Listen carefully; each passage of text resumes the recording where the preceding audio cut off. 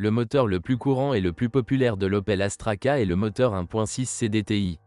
C'est déjà le propre travail des ingénieurs d'Opel, ces moteurs n'ont rien à voir avec les moteurs diesel français ou italiens du même volume. Ce moteur est doté d'un bloc cylindre, d'un carter et, bien sûr, d'une culasse en aluminium. La version la plus puissante avec 160 chevaux. Biturbo, l'entraînement de distribution à chaîne unique est situé du côté du volant moteur. La chaîne de distribution est considérée comme l'inconvénient le plus important de ce moteur. Le fait est que la chaîne commence à trembler. De plus, le coupable de son rugissement, selon certaines versions, est le tendeur. Il ne crée pas suffisamment de pression d'huile pour que la chaîne de distribution soit correctement tendue. Ainsi, le bruit de la chaîne apparaît après un démarrage à froid et disparaît au bout de 15 secondes. Si vous la faites bien monter en régime, la chaîne deviendra également silencieuse. Certains propriétaires désactivent la vanne 12 636 425 qui contrôle les performances de la pompe à huile afin qu'elle fonctionne toujours au réglage de pression le plus élevé. Cela aide également à calmer la chaîne. Mais le plus souvent, les propriétaires décident de mettre à jour les pièces d'entraînement de distribution et en même temps de changer la chaîne de la pompe à huile. Cette chaîne n'a pas de tendeur hydraulique et casse souvent. Et ici, l'essentiel est d'éteindre immédiatement le moteur, un message de faible pression d'huile apparaît presque instantanément. Dans tous les cas, pour remplacer uniquement la chaîne de distribution ou les deux chaînes, il faut démonter ou au moins suspendre le moteur, en débranchant la boîte de vitesse. La chaîne d'origine, 55 495 936, coûte environ 90 $, le tendeur, 55 505 562, 40 $, 3 guides de guidage, 55 578 428, 55 573 867 et 55 573 868, 55 $. La chaîne de pompe à huile, 12 636 528 ou 12 656 073, et son amortisseur, 55 593 246, coûteront ensemble environ 100 $. Il s'agit d'un ensemble minimum de pièces de rechange pour l'entraînement de synchronisation uniquement. Si une usure est détectée sur 3 pignons de chaîne de distribution, 55 500 069 ou 55 500 071, 55 571 672 et 55 596 894, cela représente 300 à 400 $ supplémentaires. Le pignon le plus cher est le double du bas. Il est entraîné par le vilebrequin et entraîne la chaîne de distribution. Les kits de réparation de chaînes de distribution non originaux de haute qualité pour ce moteur à 3 pignons coûtent entre 300 $ et 580 $. Dans le même temps, de nombreuses pièces plus importantes devront être changées, comme le joint du couvercle de soupape, 55 571 587, et les rondelles ignifuges, 55 590 468, sous les injecteurs, les joints d'arbre, environ 20 positions au total. À propos, il vaut la peine de remplacer les deux anneaux en caoutchouc, 55 577 121, 55 491 464, qui scellent les canaux d'huile au-dessus de la pompe à huile. Une opération aussi complexe doit être effectuée sur des moteurs ayant un kilométrage réel d'environ 200 000 km, car un bruit provient de la chaîne de distribution. Et il vaut mieux ne pas retarder cela, parce que, en raison d'une mauvaise tension, la chaîne commencera à toucher son boîtier, elle projettera des copeaux d'aluminium, puis sautera ou se cassera. À propos, pour remplacer la chaîne de distribution, vous n'avez besoin d'aucun équipement spécial, car il y a des marques sur les pignons, sur la chaîne et l'arbre à came d'échappement est fixé selon la méthode traditionnelle, avec une perceuse à travers les trous du moulage de la culasse et de son engrenage.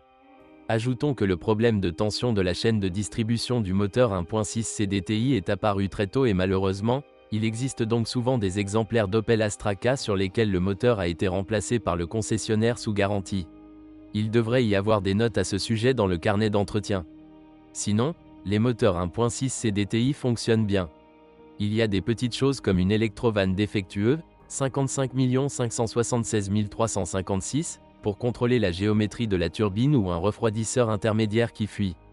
Peu de gens prêtent attention au fait que le moteur 1.6 CDTI est équipé d'un système d'alimentation en carburant Denso. Jusqu'à présent, il n'y a aucune plainte à ce sujet et les injecteurs durent plus de 300 000 km. Les injecteurs neufs, 95 521 531 ou 95 521 533, coûtent environ 500 $, mais ceux d'occasion sont 5 fois moins chers. Une nouvelle pompe d'injection, 55 495 426 ou 294 2440 coûte plus de 1500 $. Mais toutes ces pièces peuvent être trouvées dans les chantiers de démontage automobile et coûtent environ 100 $ pièce. 1.5 diesel 105 chevaux, F1.5 DVC, 1.5 diesel 122 chevaux, F1.5 DVH. Après restylage, l'Opel Astra K a reçu un tout nouveau turbodiesel. Il a un volume utile de 1,5 litres. Et il s'agit d'un 3 en ligne avec un équilibreur, un bloc cylindre en alliage, un couvercle de soupape en plastique et un carter en plastique. L'entraînement de distribution de ce moteur est également entraîné par chaîne, mais est situé à l'avant, côté poulie. Ce moteur a une bonne réputation jusqu'à présent, c'est-à-dire il ne présente pas de problème grave évident, même s'il est en service depuis environ 3 ans. Cependant, il n'y a pas de pièces de rechange pour les réparations. Par exemple, la chaîne de distribution, 55 486 386, n'est disponible sur commande qu'au prix d'environ 300 $. Il y a environ 4 à 5 fois moins de voitures équipées d'un moteur à essence que d'un moteur diesel. Bien que les ingénieurs d'Opel aient fait de leur mieux pour créer des moteurs turbo à essence économique et fiables. De plus, ces versions sont initialement moins chères que les versions diesel. 1.0 Ecotec 90 chevaux D10 XFL. 1.0 Ecotec 105 chevaux B10 XFL. 1.0 Ecotec 105 chevaux D10 XFL. Le moteur de base était un 3 cylindres et un 1 cylindre turbo. 1.401 chevaux B1 4XE. 1.4 GNC 110 chevaux B1 4XNT. 1.4 Ecotec 125 chevaux B14 XFL D1 4XFL. 1.4 Ecotec 150 chevaux B14 XFT D1 4XFT. Des moteurs de 1,4 litres étaient également proposés, y compris une version à aspiration naturelle et une option avec équipement d'usine pour fonctionner au gaz comprimé. 1.6 Ecotec 200 chevaux B16 SHT D1 6 SHT. Le moteur turbo de 1,6 litres, produit depuis 2010, est très rare. 1.2 turbo 110 chevaux F1 2 SHL. 1.2 turbo 130 chevaux F1 2 SHT. 1.2 turbo 145 chevaux F1 2 SHR. Après un restylage, soit à partir d'août 2019, l'Opel Astra K est finalement passé aux 3 cylindres. Le nouveau moteur turbo de 1,2 litres, comme le diesel de 1,5 litres, est également à 3 cylindres. Tous ces moteurs ne posent aucun problème. Moteur à chaîne, c'est-à-dire les volumes utiles de 1,0, 1,4 et 1,6 litres nécessiteront le changement de la chaîne de distribution. Les chaînes durent environ 200 000 km. Sur le tout nouveau moteur de 1,2 litres, le mécanisme de distribution est entraîné par une courroie crantée, 55 489 418. Il n'y a aucune plainte concernant ces moteurs, ils n'ont pas dû être massivement remplacés sous garantie, comme le turbodiesel de 1,6 litres. Ils n'atteignent même pas le seuil de rentabilité, après avoir parcouru plus de 200 000 km. Les boîtes de vitesse de l'Astra K sont plutôt bonnes. Il est curieux que l'ancienne transmission manuelle F17 à 5 vitesses soit installée en tandem avec le moteur de 1 litre.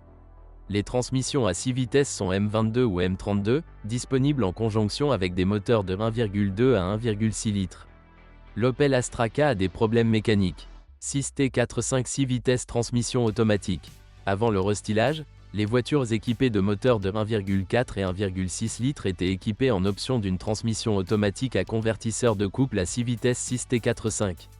Cette transmission controversée est produite depuis 2008, cependant, avant son apparition sur l'Astra K, elle a subi toutes les améliorations possibles et séduit toujours par une fiabilité adéquate. Pour qu'il ne tombe pas en panne, vous devez en changer partiellement l'huile. L'huile est vidangée par le bas, remplie par le haut par le reniflard, le niveau est contrôlé par le bouchon latéral. Un remplacement partiel nécessite environ 4 litres d'ATF Dexron 6. 9T45 9 vitesses transmission automatique. Après restylage, le partenaire du nouveau turbodiesel 3 cylindres est devenu une toute nouvelle transmission automatique à 9 rapports 9T45. Il est basé sur un frein à 6 vitesses, il n'a donc aucun problème de fiabilité. Mais il est peut-être trop tôt pour en parler, car cette transmission est apparue sur les voitures GM depuis 2018. Les préconisations sont les mêmes, remplacement partiel de l'ATF type Dexron 6 tous les 60 000 km. VT40, CVT 250. À partir d'août 2019 avec un moteur 1.4 turbo 145 chevaux. La propre CVT de GM est devenue disponible. La Chevrolet Malibu a également reçu la même CVT. Pour le moment, cette CVT semble assez fiable. Si nous parlons de voitures importées d'Europe, il est presque certain que de nombreux problèmes d'enfance de ce variateur ont été résolus sous garantie. Il est possible et nécessaire de changer la TF avec l'homologation CVT FNS3, J4 et le filtre, 24 290 959. Commençons tout de suite par les points faibles de la suspension. Avec un kilométrage de plus de 150 000 km, les soufflets des amortisseurs avant se déchirent simplement le long de la circonférence. Les anthères coûtent entre 8 $ et 15 $ pièce, 13 363 695. La suspension arrière de ces voitures est toujours dotée d'une poutre de torsion, qui est dans la plupart des cas équipée d'un mécanisme Watt. Oui, il existe des voitures sans traction supplémentaire. Le bloc silencieux, 13 332 257, situé au milieu entre les biellettes de Watt, commence à cogner à 200 000 km. Cela coûte entre 20 et 80 $. Sinon, il n'y a rien à casser dans la suspension arrière, il n'y a même pas de jante de force stabilisatrice. Les amortisseurs arrière coûtent entre 60 et 110 $, ceux d'origine coûtent plus de 250 $, 39 039 583. Les roulements de roues arrière sont chers, ceux qui ne sont pas d'origine coûtent jusqu'à 180 $, tandis que ceux d'origine coûtent plus de 500 $, 13 507 454. Revenons à la suspension avant. Les amortisseurs avant coûtent entre 110 et 160 $ pour les amortisseurs non originaux, et les amortisseurs de marque coûtent environ 380 $, 13 453 360. Les roulements à coussin coûtent entre 60 $ et 150 $, 13 377 814. Levier en acier d'origine, 39 89 344, avec rotule non amovible. Ils sont très difficiles à acheter et le prix de plus de 650 $ est rebutant. Nous n'avons trouvé aucune offre de fabricant célèbre. Une version dure et non originale coûte environ 90 $ pour un levier. Vous pouvez acheter séparément les blocs silencieux arrière, 39 027, pour ces leviers.